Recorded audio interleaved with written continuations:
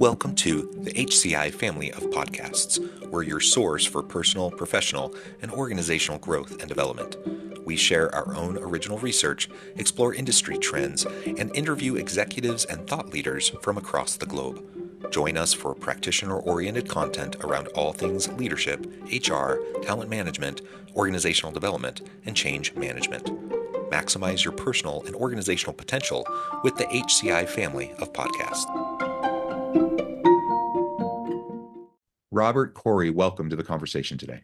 Thanks for having me, John. It's a real pleasure. You're joining us from Chicago. I'm south of Salt Lake City in Utah. And today we're going to be talking about weaving dignity into the internship process. You know, we're in a day and age with deep machine learning and generative AI, and I'm a university professor. And so I hear from students all the time how concerned they are about entering the workforce in this current economy, especially with these emerging technologies and disruptive technologies. And they're wondering, what are we going to do, as entry-level employees? What are we going to do when we're trying to get internships? And we have all these technologies that are perhaps that can do the things that maybe we would have done as interns or as entry-level employees. And so that, I think, is perhaps part of this conversation. But more, if we take a step back and we just think about, what historically does it look like to have interns or apprentices, and how were they treated? How did we utilize them within organizations versus today? What does it mean to have like a meaningful internship experience, and how can organizations utilize them in the modern era, especially given what current individuals, what Gen Z workers, students and workers want in the types of experiences that they're seeking, what they expect. So anyways, these are the types of things we're going to explore in our conversation together today. As we get started, I wanted to share Robert's bio with everybody. Robert J. Khoury is the co-founder and CEO of Agile Rainmakers, a high-impact advisory firm based in Chicago's Gold Coast. His 20-plus year career in the financial industry has seen him in many roles as equity derivatives trader, portfolio manager, corporate strategist, recruiter, hedge fund executive, and private equity investor. Rob earned a BSE in electrical engineering at Princeton University and his MBA from Duke University. He takes a great pleasure in supporting organizations, college students, and recent graduates in experiencing outstanding internships. Rob has developed and managed a comprehensive internship program for college students that has resulted in a significant impact for dozens of students and clients alike. He has a passion for ensuring success. As a member of the Princeton Club of Chicago for over a decade, he organized intern luncheons for Princeton students eager to find opportunities in Chicago. He is the co-author of Intern Management, Principles for Designing an Exceptional Internship and How to Intern Successfully, Insights and Actions to Optimize Your Experience. I could go on, but I'm going to pause there, Robert. Anything you would like to highlight by way of your background or personal context before we dive on in further? Just that I'm really passionate about making a difference for the next generation. And those two books are the first two in a 4-book series that's all about bringing dignity to the internship discourse. Ryan Reynolds here from Mint Mobile. With the price of just about everything going up, we thought we'd bring our prices down. So to help us, we brought in a reverse auctioneer, which is apparently a thing. Mint Mobile Unlimited Premium Wireless. How to get 30, 30, bit to get 30, bit to get 20, 20, 20, bit to get 20, 20, bit to get 15, 15, 15, 15, just $15 a month? Sold! Give it a try at mintmobile.com/switch. Upfront payment of $45 for 3-month plan equivalent to $15 per month required. New customer offer for first 3 months only. Speed slow after 35 gigabytes if network's busy. Taxes and fees extra. See mintmobile.com. Race the rudders! Raise the sails! Raise the sails! Captain, an unidentified ship is approaching. Over. Roger. Wait, is that an enterprise sales solution? Reach sales professionals, not professional sailors. With LinkedIn ads, you can target the right people by industry, job title, and more. We'll even give you a $100 credit on your next campaign. Get started today at linkedin.com/results. Terms and conditions apply. Have you ever spotted McDonald's hot, crispy fries right as they're being scooped into the carton? And time just stands still. Ba-da-ba-ba-ba. Wonderful, wonderful. I also am passionate about this. Again, as a professor, I'm at a university where we really value the experiential learning process, whether that be through internships or through experiential learning within the class, through class projects and those sorts of things. We really want our students to get practical experience. We want them to be, kind of shovel ready, so to speak. We want them to be able to hit the ground running when they leave the university. So they're not just kind of book smart, but they're actually like hands-on, practical. They have that orientation and they can actually do stuff for organizations and be helpful from day one.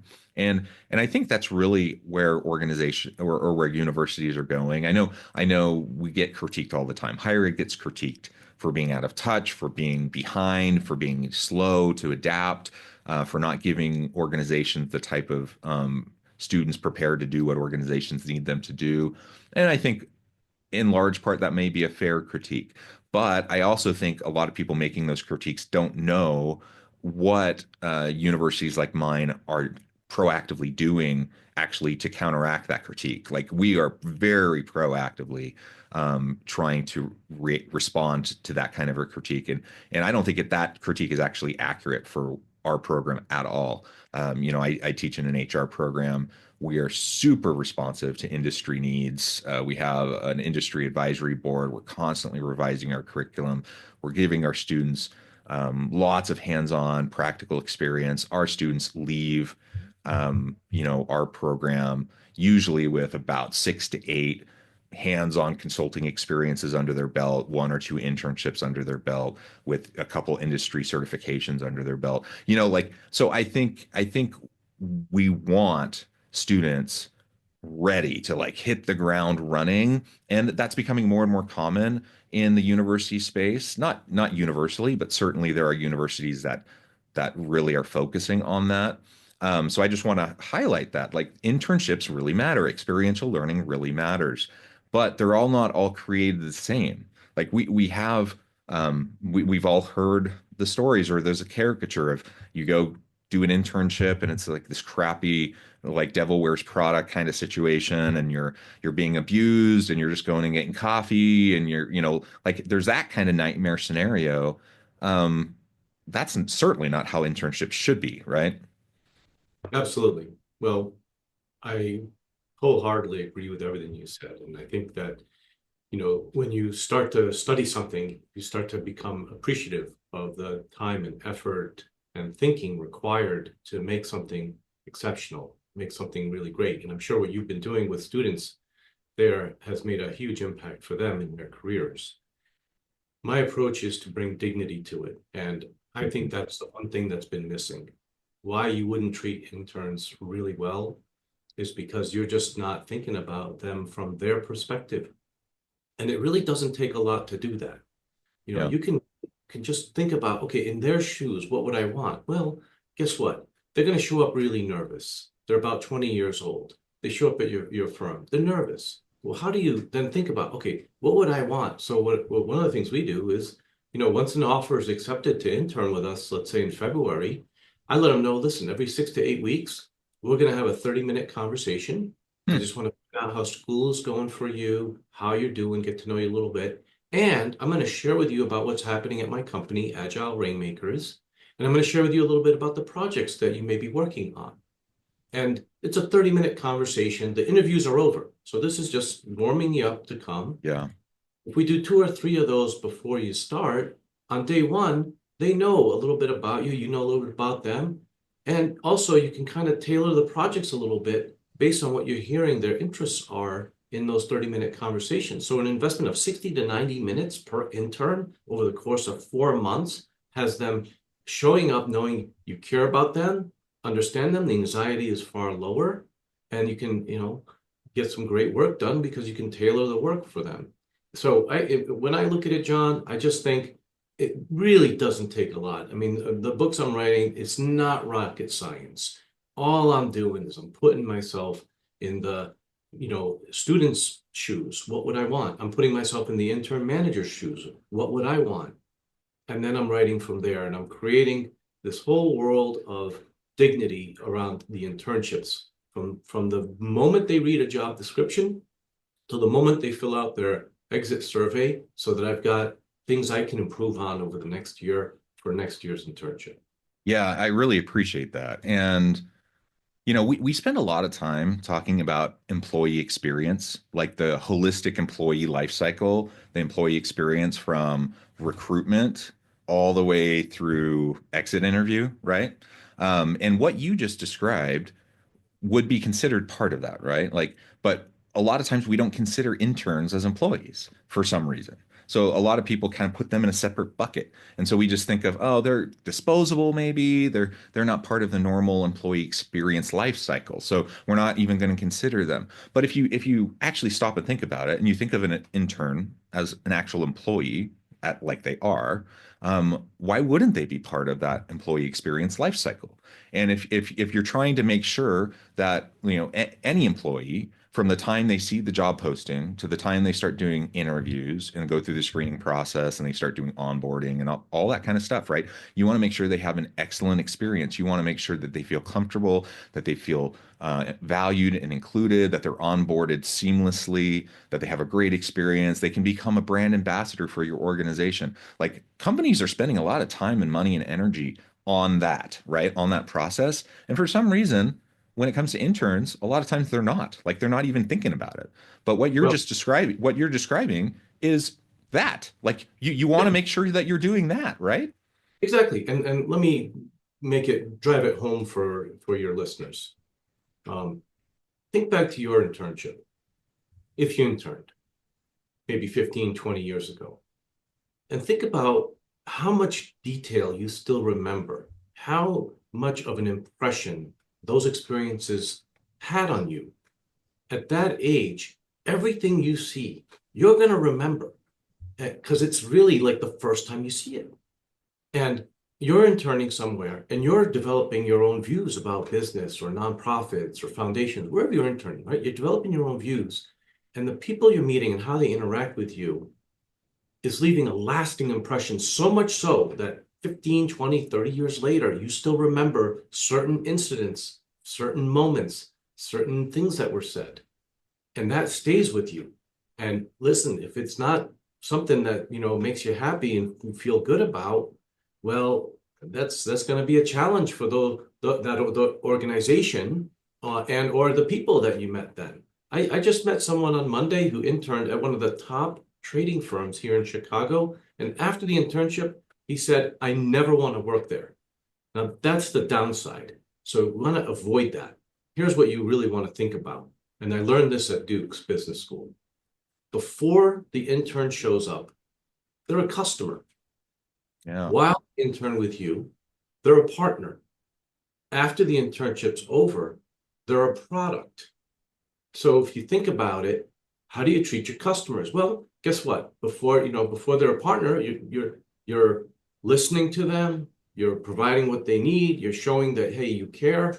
And, you talked earlier, John, about, the future and, is there going to be opportunities? I think there's always going to be opportunities for us as human beings, but you have to know how to interact with each other and think about things. So if I know, I've got a customer and, maybe they don't even intern with me, but I want them thinking, hey, I really like Rob Khoury. I really like Agile Rainmakers. And for whatever reason, it didn't work out this time, but boy, what a great firm.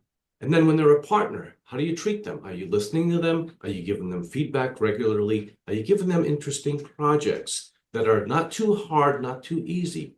Are you making sure that they develop, providing surveys? I not only survey the intern, I survey the parent of the intern because I'm really interested in how the internship went for them. I want to know because they're with me 8 hours. The other 16, they're, with their parents. There's insight there. And I'll hear stuff like, oh, they love the experience. They love to be able to present to founders and CEOs and interact, right? So those are my partners for those 9 weeks or so. And then when they go and it's over, they're a product. Oh, you interned at Agile Rainmakers. Wow, they got a great program there. That's interesting. So, now they go off to wherever they go, right? And if we start to think about it like that and we bring dignity to the entire process, then we've got to get better as managers and we've got to get better at each aspect of the process, what we say, how we interact, we become a better company. And and the interns become better. And then long term, I'm about 55. So they're 20. When I'm 80, they're going to be about my age. And they're going to be running the world. And I'm going to be at the effect of them. What kind of leaders are we building and developing for the future? And if you're the kind of manager, I'm too busy and you're ghosting them, which there was an article in the Boston Globe about this in September, an intern manager ghosting their interns. It was unbelievable. Yeah. Okay. If you're that kind of manager, what you want to do if you have interns coming, stop, really think about it, prepare, plan ahead. Right? You've got someone coming who's a customer now, a partner soon, and later a product. Take it very seriously because you're going to leave an impression that's going to last 20, 30, 40, 50 years. Think about it. Yeah, exactly. They become that customer. They hopefully, ideally, become that brand ambassador for your organization. And a lot of organizations hire interns with the intention of transferring many of those interns into full-time employees after the internship experience, right? And even if they don't, they want those interns to become beacons for their organization. They want those interns to go out and have a great experience and go out and be ambassadors for their organization.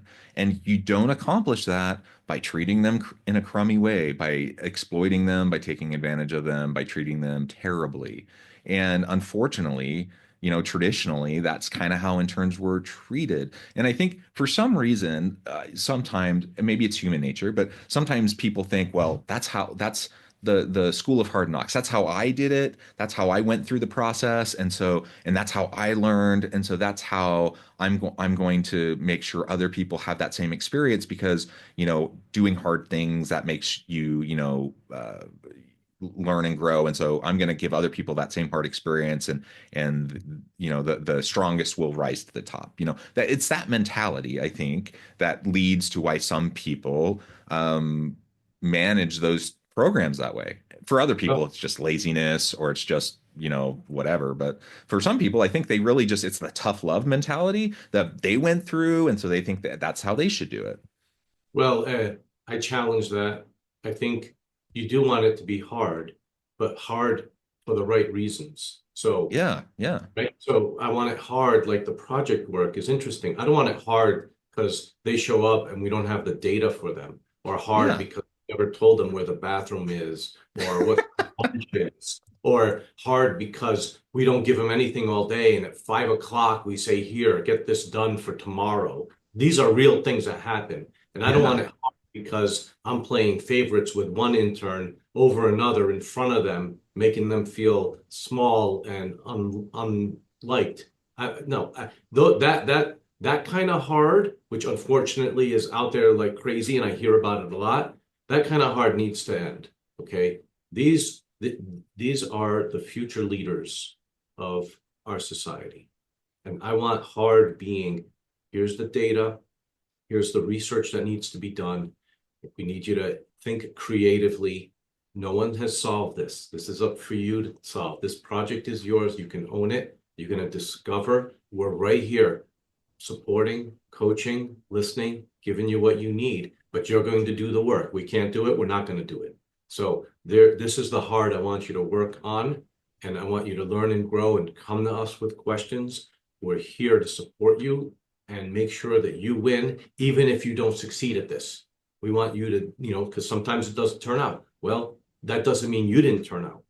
And John, I do challenge that whole model of, they didn't treat me well, so I'm not going to treat them well. This is the kind of cycle that needs to end so that, internships are something that folks are thrilled to participate in, experience dignity, and it's an opportunity to really create something bigger than what we've ever had. And why not? Right? We're seeing breakthroughs everywhere in life. Yeah. Why not with internships? It is long overdue. Yeah. Oh, I completely agree. I think that model, as well intentioned as it may be among some people, they may think that's a good thing. They may think that's, the way it should be. I also challenge that. I think that's ridiculous. I think that is such a unproductive way forward. Um, Even if for some people that might have some level of effectiveness, generally speaking, it's not effective. It's not going to get you what you want. And from the standpoint of brand ambassadorship, from employee experience, holistic life cycle, all of those other things that we've been talking about, it's not going to get you what you want. It's not going to be effective. It's not going to accomplish anything, and it's going to make most people miserable. It's not going to get the organization good outcomes from the internship process. So it's just really a dumb mindset. It's not going to be effective. So I also really challenge anyone who makes that kind of an argument. Yet I hear it. I hear it often and I see it. I see it often. And so let's try to get past that. And just again, like you said early on, it's like think about what you would want. Think about what type of an experience you would hope for, either as an intern or as a new entry level employee, or even just an experienced professional going into a new organization. How do you want to be treated? How do you want your first day on the job to be? I love what you said about like a new intern getting hired in February, having those three, one-on-one cadence calls in preparation for joining the organization later. It's a small thing, but it's huge, right? Like that little thing is going to be just so empowering to that individual. They're going to get so excited. They're going to be so invested. They're going to be so bought in and ready to just hit the ground running as soon as they get there. It's a super small investment on your part as the internship manager, but the payoff is going to be so huge when you get that team of interns coming in to be with you over that summer. And so it's well worth it. It's just good leadership. It's good management, right? It certainly is, John. And let me share more about the upside of this. So the upside is, within the first week, and I'll hire 4 or 5 interns at a time. I'll have them work as a team on client projects. Well, within the first week, they're connected with each other, connected with me. Like all of that stuff's gone, and they are already being productive, asking questions that help them move a project forward, right? The other upside, once the internship ends, they're now a product, but they're also a friend. So I've got, dozens of interns over the last 5-6 years, and they're at places like, Price Waterhouse and Deloitte and Morgan Stanley and Bank of America. They're everywhere, right? Yeah. And I have a connection, a relationship with these, young professionals in their 20s who are making things happen. And literally, if I reach out to them, they call me back or they email me back, right? Like we're literally, quote, friends. And I absolutely love that. And they'll come, and you got to know, like, it's not just the internship. Once the internship ends, they're going to come back to you for a reference letter or a letter of recommendation or some need for advice, et cetera. And, I'm here ready for that. It's not like extra work for me. It's not like I resist it. I'm ready for that. It's like, okay, great. They're coming back and I know this is going to happen. And sure, I'm here to help you. And I want you to succeed, right? You're, in like I say, you're now like kind of part of Agile Rainmakers. Like, this is, part of who you are. So the upside is that relationship that you absolutely cannot put a value on.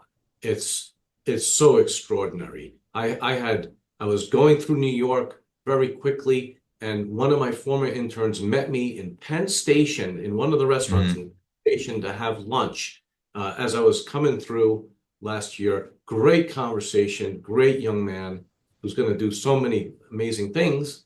And I just love that conversation, that access, that kind of ability to make a difference ongoingly. And so the upside is far greater than you think. Please don't think about the internship as something transactional, like I got work to do, let's just get it done. I really don't care about them. And when it's over, I'll never see them again. Do not think about it like that. And also don't think about it like it's a long interview. Okay, and which is a lot of how it's out there. It's a long interview, or we need it because the competition's doing it, but our heart really isn't in it. Think about it like, wow, what an opportunity to help shape the future of leaders to help grow, get some interesting work done, and to develop a relationship with somebody who's interested in our industry, who is going to be a leader someday in that industry, in our industry. We just don't know what it looks like. And we're going to have a great relationship as former coworkers or friends in the future. And who knows where it goes from there. Yeah, one way I frame it when I'm trying to work with uh, corporate partners and placing students is, you are a co-educator with the student, with us as a university. I'm a professor. I work with students every day. Those who work with interns, if it's a good internship experience, you're a mentor, you're a coach, you're a co-educator helping to prepare that student for a successful career. And everything you just said, I feel it too as a professor. I have students coming back to me all the time for letters of recommendation, for career advice, even 5 years, whatever years later after I had them in a class to talk about grad school, to talk about career moves, whatever. I'm traveling back east for whatever reason. I have a chance to have lunch with somebody. Those things are awesome, right? And while it's not like I don't try to, have a good relationship with a student for the off chance that like 10 years from now, that relationship, may pay off for me. That's not my calculus, but the reality is it's true. Like we build our networks, and in the long run, yes, when you have a strong network, it can pay off. And the reality is you are building your network. I jokingly tell my students, like 20 years from now, I may be coming to you for a job. So I want you to be successful. I want you to, I want you to like have dramatic success, because I may need to come to you, and you may be my boss, and I want you to have the most success possible.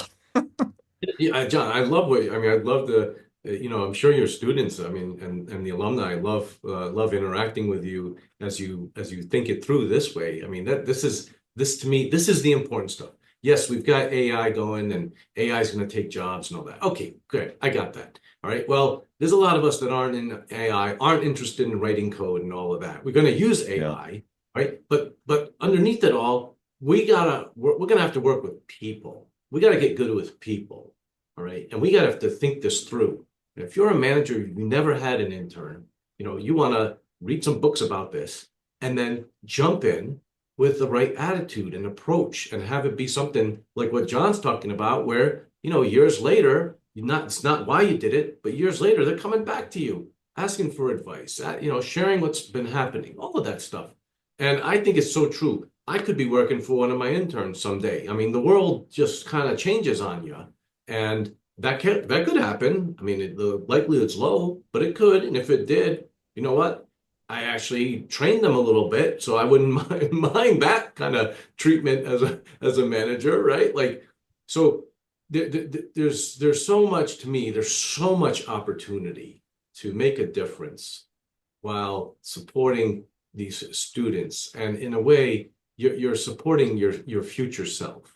And I think that's the way to think about it, and that's why dignity, to me, is so important in the internships. I wrote the first book I wrote, How to Intern Successfully. I wrote that because I started talking to my interns, and I noticed how much anxiety they had. And it's like, if they need something they can read that would lower their anxiety. So I wrote the book. It's just totally like, get out of your own way. Here's how you get out of your own way. And with questions to ask, things like that, to introspect. And think, I don't think the students say introspect so much. It's just too easy to pay attention to other stuff. So so the first book's like dignity for themselves in how to intern successfully. Just like, how do I get out of my own way and get the most out of my internship? And I see so much stuff out there about how to interview and how to find, yeah, great. But once you're there, how do you make the most of it? And then the second thing I noticed is so many folks I talk to who are bringing on interns, out socially. It'll be like in May, and I'll talk to someone. I'll tell them, I write books on internships. They'll say, oh yeah, I've got an intern starting on Monday. And I'll say, great, what are they going to work on? Like, oh, I don't know. Have you met them? Do you know their name? No. I'm like, what? Like, it's the year 2025. Right. So I just sat back and I thought, okay, Intern Management, this book will help anybody think through what they need to think through to have an internship be exceptional. And so this is my contribution to the whole internship discourse. This is like, I'd like to see a world where dignity is front and center with how we treat students and frankly, how we treat each other. So that's what we're up to here. I love it. I love it. Well, this has just been a fascinating conversation, Robert. I really appreciate you taking the time. I know at the time I need to let you go, but before we wrap things up, I just wanted to give you a chance to share with the audience how they can connect with you, find out more about your work, where they can find your books, and then give us the final word on the topic for today. Where you can find the books, right on Amazon, Intern Management, Principles for Designing an Exceptional Internship. That's out. And also How to Intern Successfully, Insights and Actions to Optimize Your Experience, also on Amazon. I recommend you get Intern Management for yourself and How to Intern Successfully for your intern, and then you won't believe how great your internship can be. And so that's one thing. To connect with me, you can go to our website, agilerainmakers.com, look around, and then I have a newsletter that goes out every 3 or 4 weeks where I talk about internships, business, etc. And it's just for me a creative outlet to share these ideas in a way that moves things forward. And then lastly, if you like to see something that's very fun and interesting, last year at this time, an intern created a Instagram page called Intern versus Manager, Intern vs Manager. And he said, in 2 weeks, I'll have 10,000 followers. And he was wrong. In 2 weeks, he had 60,000 followers. Wow.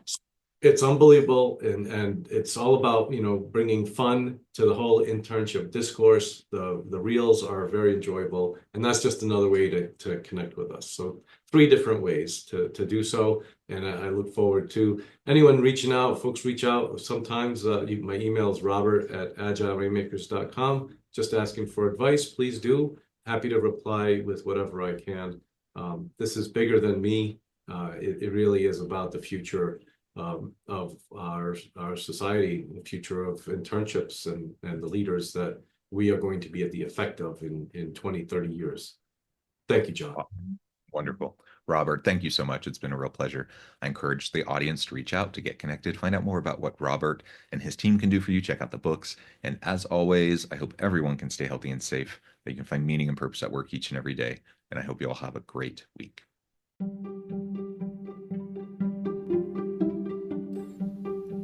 Thanks for joining us for this episode of the podcast. We hope you stay healthy and safe, and please join us again soon.